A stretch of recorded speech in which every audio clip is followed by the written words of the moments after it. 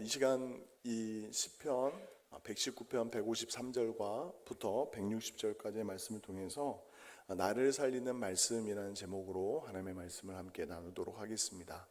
오늘 이 시편의 말씀들을 이해하기 전에 우리가 두 가지 먼저 살펴서 생각해 보아야 될 문제가 있습니다. 그것은 시인이 지금 나를 살려주십시오 라고 기도할 때에는 어떤 급박한 상황 속에서 생명을 부지하고자 육체의 생명을 부지하고자 지금 살려달라라고 기도하기보다는 본문의 내용을 곰곰이 묵상해 보면 그 영혼의 영적인 침체에서 그 영혼이 회복될 수 있기를 기도하고 있는 내용이다라는 것을 염두에 두실 필요가 있습니다.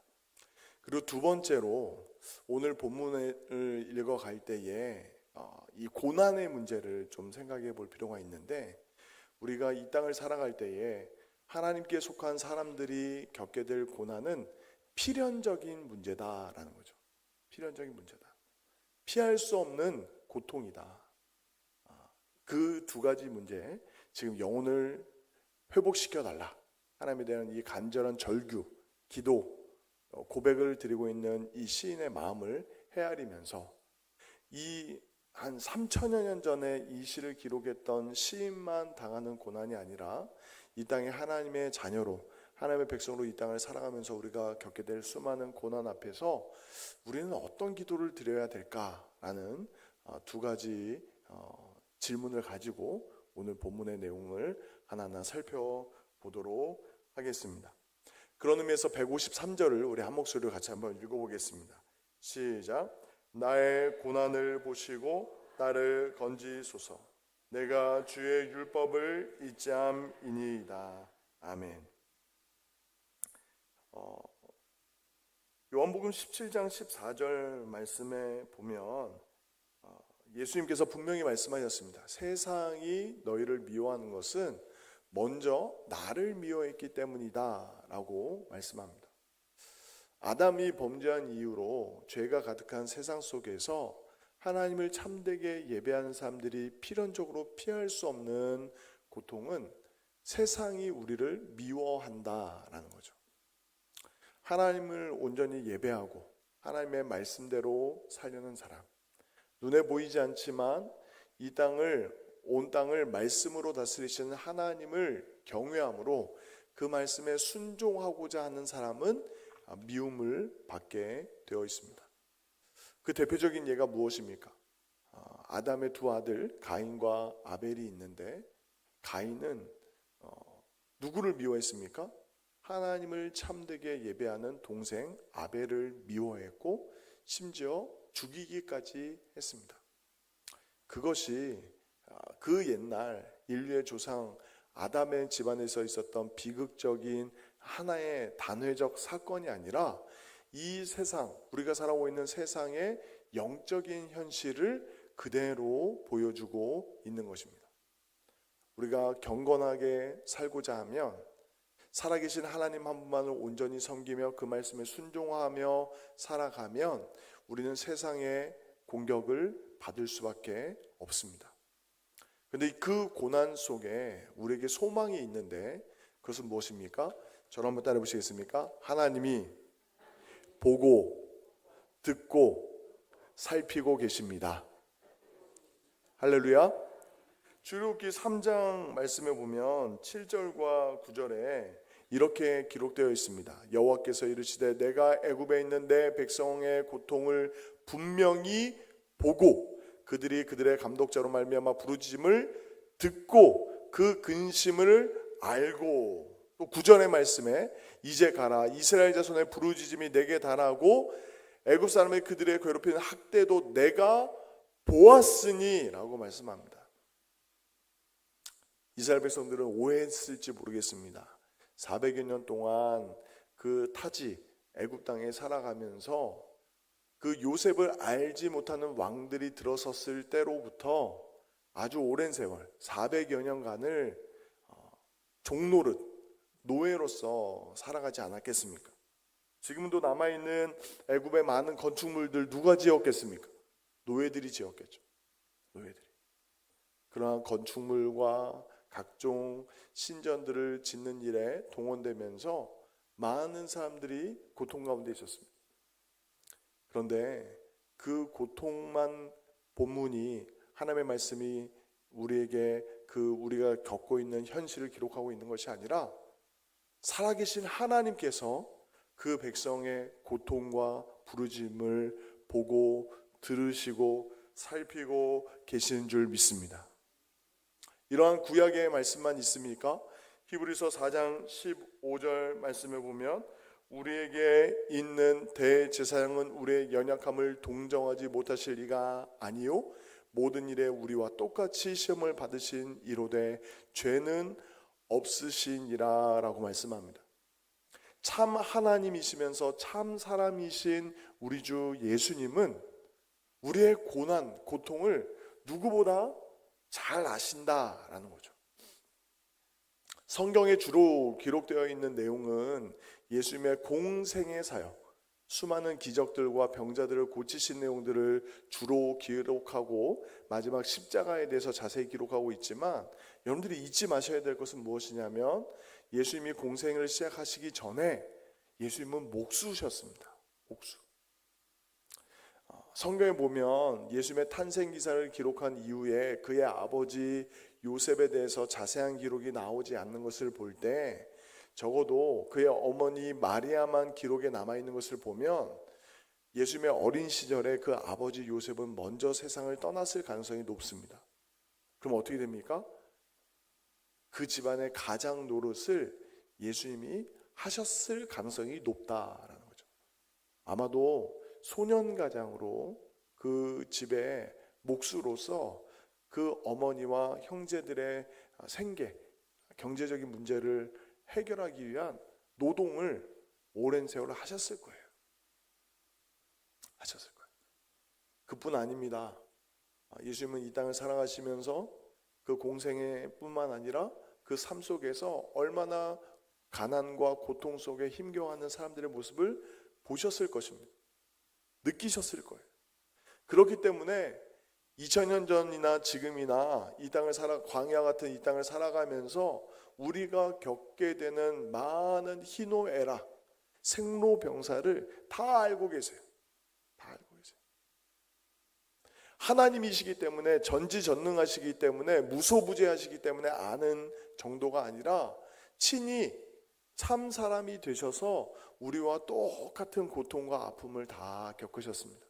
다만 죄가 없으실 뿐이지 우리가 이 땅 가운데 살면서 겪게 될 모든 고난의 문제를 우리 주님은 아십니다.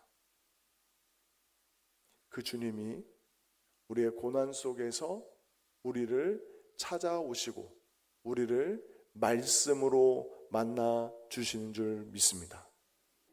그 맥락 속에서 154절은 이렇게 말씀합니다.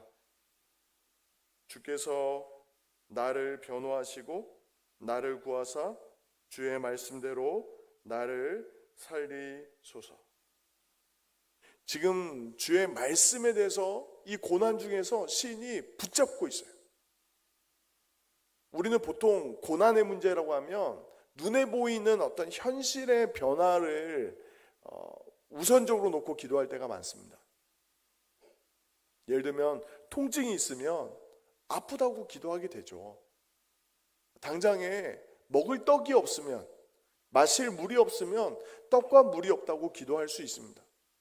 그런데 이 시인은 지금 영혼의 문제에 민감하게 반응하고 있는 거예요. 내 영혼이 깊은 침체 가운데, 눌림 가운데 있을 때에 먼저 시인은 이렇게 기도합니다. 말씀으로 나를 살려주십시오. 살려주십시오. 시편 35편 1절에서 3절까지 말씀에 보면 여호와여 나와 다투는 자와 다투시고 나와 싸우는 자와 싸우소서. 방패와 손방패를 잡으시고 일어나 나를 도우소서. 창을 빼사 나를 쫓는 자의 길을 막으시고 또 내 영혼에게 나는 내 구원이라 이르소서. 지금 이 시편 35편의 고백처럼 어떤 물리적인 공격에만 해당되는 하나님의 구원을 간구하고 있는 것이 아니라 눈에 보이지 않지만 우리 안에 얼마나 치열한 영적인 싸움이 벌어지고 있습니까? 우리의 마음에 걱정과 근심과 염려와 두려움이 눈에 보이는 실체에만 있겠습니까? 아직도 일어나지 않은 미래의 모든 사건과 걱정과 염려들이 때로는 우리의 마음을 깊게 짓누를 때가 있지 않습니까? 우리의 영혼의 근심과 걱정을 가져다 주는 많은 유혹의 문제들이 우리 안에 있지 않습니까? 그뿐입니까? 연약한 죄인이 또는 완고한 우리의 죄된 습관이 우리 스스로를 얼매이고 쓰러뜨리고 넘어뜨리고 구덩이와 같이 깊은 수렁으로 우리를 밀어넣는 것들을 때로 경험할 때가 있지 않습니까? 우리 스스로는 벗어날 길이 없다라고 느껴질 때가 있습니다. 도무지 이 죄악의 그 결박에서 내 스스로 풀어낼 수 없는 답답함을 느낄 때가 있지 않습니까? 그때 시인은 절규를 합니다. 여호와여, 나를 말씀으로 살리소서. 말씀으로 살리소서. 그 말씀의 은혜가 저와 여러분을 회복시켜 주시기를 예수님의 이름으로 축원드립니다. 그런데 오늘 본문 155절을 보면 이렇게 하나님을 경외한 사람, 하나님을 사랑하는 사람과 대조되는 부류가 등장합니다. 155절에 보면 구원이 악인들에게서 멀어짐은 그들이 주의 율례들을 구하지 아니함이니이다 라고 기록하고 있습니다. 이 악인과 의인을 구분짓는 중요한 기준이 있습니다. 그것은 다름 아닌 하나님의 말씀을 대하는 태도입니다. 말씀을 대하는 태도. 학교에서 모범생과 불량 학생을 구분짓는 기준은 무엇입니까? 선생님의 말씀을 잘 듣고 지키는 사람은 모범생. 선생님의 말씀과 그 가르침, 학교의 규율에서 벗어난 행동을 사랑하는 사람은 불량 학생. 하나님 나라 원리에도 동일하게 적용됩니다. 주의 생명의 말씀에 귀를 기울이고 그 말씀에 순종하는 사람은 하나님의 마음에 합한 하나님의 백성이라면 하나님께서 주신 약속의 말씀에 귀를 기울이지 않고 자기 소견에 옳은 대로 행하는 수많은 악인들이 이 땅에 함께 공존하며 우리와 함께 살아가고 있다라는 거죠. 요즘에 그 학교에 관련된 많은 드라마나 영화들이 이렇게 소재들이 있지 않습니까? 그런 영화나 드라마들을 종종 소개되는 내용들을 보면서 옛날의 옛 추억, 30년 전, 또 여기 계신 어른들은 40년 전, 50년 전, 60년 전을 이렇게 회상하시게 되면 지금 생각해 보면 그때도 꼭 불량스러운 학생들이 있었어요. 정도의 차이는 있지만 어느 곳에나 있었어요. 근데 참으로 두려운 것은 무엇인지 아십니까? 눈에 보이는 학교, 눈에 보이는 사회에서는 그런 선량한 학생과 불량한 학생들의 비율이 선량한 사람들, 법과 질서를 지키고 규율을 잘 지키며 선생님의 말씀에 순종하는 친구들이 더 많은 반면에 참으로 안타깝게도 우리가 살아가는 세상 한가운데 영적인 질서는 그 반대의 경우가 많습니다. 하나님의 말씀에 귀를 기울이고 그 약속의 말씀에 순종하며 살아가는 사람, 눈에 보이는 복보다 살아계신 하나님, 눈에 보이지 않지만 온 땅을 지금도 말씀으로 다스리시는 하나님의 말씀에 귀를 기울이고 그 말씀에 전적으로 순종하는 사람들의 숫자가 성경적으로 보면 더 적다라는 거죠. 어떤 기독교 국가 또는 기독교 사회라고 이야기할 만큼 많은 사람들이, 그 사회의 대부분의 사람들이 교회를 다닌다고 절대 안심하시면 안 됩니다. 우리가 중세 시대를 돌아볼 때, 하나님의 말씀에 비춰볼 때 우리는 중세 시대를 암흑기라고 이야기합니다. 암흑기, 영적인 암흑기. 우리가 흔히 이야기하는 기독교 국가입니다. 기독교가 국교예요. 국교. 모든 사람이 주일이 되면 다 예배를 드리는 나라. 그런데 참 역설적으로 그때를 영적인 암흑기라고 이야기를 합니다. 다 교회를 다니는 것 같고, 다 세례를 받는 것 같고, 다 요람에서 무덤까지 말씀을 따라 사는 것처럼 보이지만 그 실상에는 하나님을 진정 경외하며 그 말씀에 떠는 사람들은 적었다는 것이 우리의 역사적 평가입니다. 우리 자신을 정직하게 돌아보아야 됩니다. 요한복음 5장 38절에서 40절에 예수님이 이렇게 말씀하셨습니다. 그 말씀이 너희 속에 거하지 아니하니 이는 그가 보내신 이를 믿지 아니함이라. 너희가 성경에서 영생을 얻는 줄 생각하고 성경을 연구하거니와 이 성경이 곧 내게 대하여 증언하는 것이니라. 그러나 너희가 영생을 얻기 위하여 내게 오기를 원하지 아니하는도다. 예수님이 바리새인들한테 하셨던 말씀이죠. 바리새인과 서기관들이 누구입니까? 누구보다도 율법을 잘 알고 이해하고 가르치는 사람들이 아니겠습니까? 그런데 역설적으로 그들이 하나님을 사랑한다 하면서 하나님이 보내신 이 하나님의 아들 예수 그리스도를 영접하지 않았습니다. 예수님의 말씀에 귀를 기울이지도 않았어요. 심지어 예수님께서 수많은 표적, 예수님이 하나님의 보내신 이 그리스도이심을 드러내는 수많은 표적들을 보았음에도 불구하고 그들은 도리어 예수님을 죽이려 했던 것이 영적인 현실입니다. 이 점에서 우리는 겸손하게 하나님의 은혜를 구해야 됩니다. 하나님의 말씀이 진정 내 심령 가운데 정직하게 역사하게 하여 주옵소서. 하나님을 믿는다 하면서도 그 말씀에 순종하지 않는 어리석음에 빠지지 않게 하시고 날마다 주의 약속의 말씀에 그 생명의 말씀에 정직하게 반응하여 하나님을 온전히 예배하며 그 말씀에 순종하며 살아갈 수 있는 거룩한 주의 백성이 되게 하옵소서 기도해야 될 줄 믿습니다.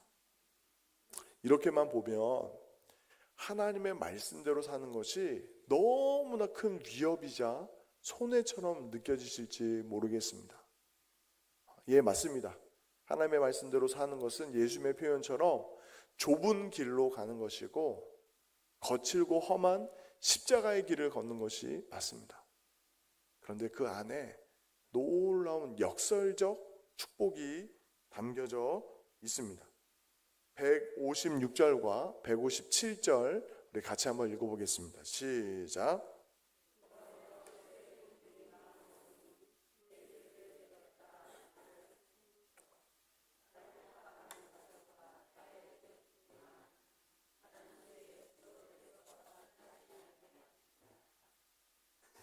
두 가지 정말 대조되는 영적인 현실을 그대로 기록하고 있습니다.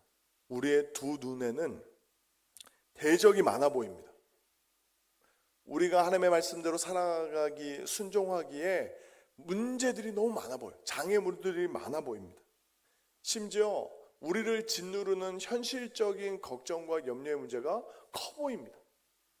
그런데 하나님의 말씀에 비추어 우리의 영적인 현실에 눈을 뜨게 되면 대적이 많은 것보다 하나님의 긍휼이 더 많은 줄 믿습니다. 우리를 둘러싼, 우리를 무너뜨리기에 충분해 보이는 우리를 짓누르는 삶의 무게보다 주의 은혜가 더 큰 줄 믿습니다. 우리의 걱정, 우리를 짓누르는 세상의 염려와 삶의 문제가 우리를 더 세게 짓누르는 것 같지만 주의 사랑이 우리를 더 강하게 붙드시는 줄 믿습니다. 시편 103편 13절에 시인은 이렇게 고백합니다. 아버지가 자식을 긍휼히 여김같이 여호와께서는 자기를 경외한 자를 긍휼히 여기신다라고 말씀합니다. 이사야서 66장 13절 말씀에 보면 어머니가 자식을 위로함같이 내가 너희를 위로할 것인즉 너희가 예루살렘에서 위로를 받으리니 라고 말씀합니다.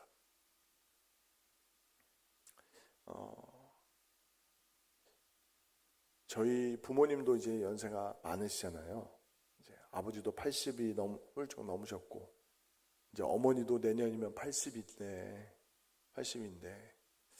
아버지하고 어머니하고 이렇게 대화를 해보면 깜짝깜짝 놀랄 때가 있습니다. 새롭게 느낄 때가 있어요. 항상 부모님의 마음은 자식이 다 헤아릴 수가 없구나. 저도 아들과 딸을 낳아서 이렇게 기르지만 저희 자녀들이 저와 제 아내의 마음을 이렇게 다 헤아리지 못하는 것들을 종종 느낄 때도 있지만 부모님의 마음을 제가 헤아리지 못하고 있는 것도 많이 느끼게 됩니다. 하물며 천지만물을 말씀으로 창조하시고 그 아들 독생자 예수 그리스도를 십자가에 내어주시기까지 우리를 사랑하신 그 하나님의 사랑을 우리가 어떻게 헤아릴 수 있겠습니까? 그런데 기억하십시오. 하나님의 말씀을 통해서 느끼시기 바랍니다. 경험하시기 바랍니다. 성령께서 우리에게 부어주시는 그 은혜로 말미암아 말씀 속에서 하나님을 만나시기 바랍니다. 하나님이 여러분을 사랑하십니다. 하나님이 우리의 인생을 책임지십니다. 하나님이 우리가 느끼든지 느끼지 못하든지 우리의 곁을 떠나지 않으시고 우리와 늘 함께 동행하시는 줄 믿습니다. 이것은 단순한 우리 스스로를 위로하기 위한 그런 내용이 아니라 명명백백하게 기록되어 있는, 천지만물은 다 없어질지라도 절대 1.1핵이라도 땅에 떨어지지 않는 하나님의 약속의 말씀으로 보증하셨고 그 약속을 하나님이 지금도 지키고 계시는 줄 믿습니다. 그러므로 우리의 기도는 오늘 본문에서 강조되는 하나의 기도에 이제 귀결되게 됩니다. 나를 살리소서. 저를 한번 따라해 보시겠습니까? 나를 살리소서. 그 나를 살리소서라는 이 기도의 초점은 제가 설교 서두에도 말씀을 드렸지만 우리의 삶의 많은 문제, 우리가 감당해야 될 이 세상에 수많은 무거운 짐들이 있지만 그보다 먼저 해결돼야 될 문제가 있다면 그것은 다름 아닌 우리의 영이 살아야 된다요. 우리의 영. 하나님과의 그 관계를 맺어가는 우리의 영혼이 살아나야 되는데 우리의 힘으로는 안 되거든요. 우리 스스로 살아낼 수 있는 이 힘이 없거든요. 그렇기 때문에 우리는 기도해야 됩니다.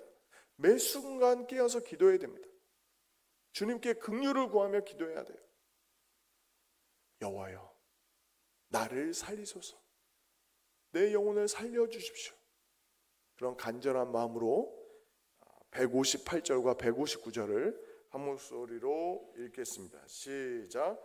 주의 말씀을 지키지 아니하는 거짓된 자들을 내가 보고 슬퍼하였나이다. 내가 주의 법도들을 사랑함을 보옵소서. 여호와여, 주의 인자하심을 따라 나를 살리소서. 아멘. 에스겔 33장 30절에서 33절까지의 말씀을 보면 인자야, 내 민족이 담 곁에서와 진문에서 너에 대하여 말하며 각각 그 형제와 더불어 말하여 이르기를 자, 가서 여호와께로부터 무슨 말씀이 나오는가 들어보자 하고 백성이 모이는 것 같이 내게 나아오며 내 백성처럼 내 앞에 앉아서 내 말을 들으나 그대로 행하지 아니하니 이는 그 입으로는 사랑을 나타내어도 마음으로는 이익을 따름이라. 그들은 내가 고운 음성으로 사랑의 노래를 하며 음악을 잘하는 자같이 여겼나니 내 말을 듣고도 행하지 아니하거니와 그 말이 응하리니 응할 때에는 그들이 한 선지자가 자기 가운데 있었음을 알리라 라고 말씀합니다. 굉장히 두려운 말씀입니다. 에스겔의 말씀 중에 굉장히 중요한 그 핵심적인 내용이 성전과 관련된 환상과 예언의 말씀인데, 이 에스겔의 말씀이 어떻게 보면 우리 이 한국교회의 현실을 향한 엄중한 경고의 말씀일 수 있습니다. 우리는 때때로 부흥에 대해서 오해하는 경향이 있습니다. 사람들이 성전에 차고 넘치는 것을 부흥이라고 쉽게 단정 짓고는 합니다. 근데 제가 중세시대를 빗대어서 말씀도 드렸지만, 화려한 성전, 수많은 성도들 가득 찬 교회, 넘치는 교회 재정? 아니요. 그것이 부흥의 본질이 아닙니다. 하나님은 지금도 참으로 예배하는 자, 진정으로 살아계신 하나님을 경외하며 그 말씀에 귀 기울여 순종하는 자들의 예배를 받으시는 줄 믿습니다. 에스겔 당시에도 수많은 사람들이 이렇게 얘기했다고요. 자, 가서 하나님이 무엇이라 말씀하시는지 한번 드러나 보자. 한국교회 성도들이 그 목사 한번 설교 잘하나 한번 드러나 보자 라고 예배 자리에 나온 분들이 얼마나 많습니까? 정말 진정으로 하나님이 오늘 나에게, 우리에게 주시는 그 생명의 말씀이 무엇인지 갈급한 심정으로, 겸손한 마음으로 듣기보다는 한번 드러나 보자 라고 예배에 참석하는 때는 없었습니까? 에스겔 당시에 그 수많은 사람들이 성전에 나와 예배를, 제사를 드렸겠죠. 그런데 그 예배가 온전한 예배가 아닌 것을 하나님이 정확하게 진단을 내리고 계십니다. 그들이 말씀을 들었지만 행하지 않는다. 예배를 드리는 것 같지만 그들의 중심에는 하나님의 말씀을 들을 마음도 없고, 듣고도 순종할 의지가 없는 죽어있는 예배였다라고 진단하시는 거죠. 지금 우리가 우리의 영혼을 살려달라라고 기도할 때, 이 우리의 영혼의 회복과 밀접하게 연관되어 있는 이 중요한 두 가지가 있다면, 앞서 말씀드린 말씀에 대한 태도와 동시에 그 말씀이 선포되고 있는 우리의 예배가 살아있는지를 점검해 보셔야 됩니다. 나는 정말 살아있는 예배자인가?